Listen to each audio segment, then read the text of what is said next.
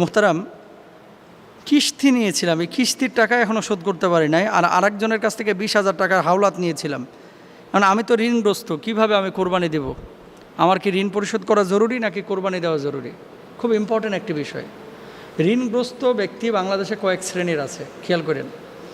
কিছু মানুষ আছে ব্যাংক থেকে 1,000 কোটি টাকা লোন নিয়ে রাখে, তারাও কিন্তু ঋণগ্রস্ত।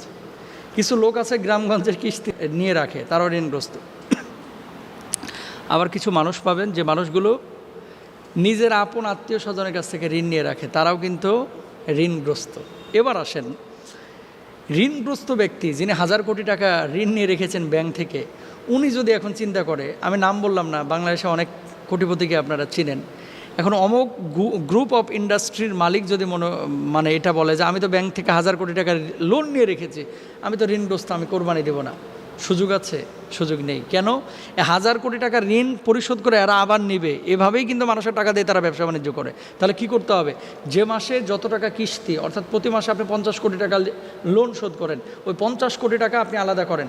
আলাদা করে বাকি আপনার কাছে নিঃসন্দেহে, যারা এমন ব্যবসায়ী এদের কাছে নেশাব পরিমাণ সম্পদ থাকে।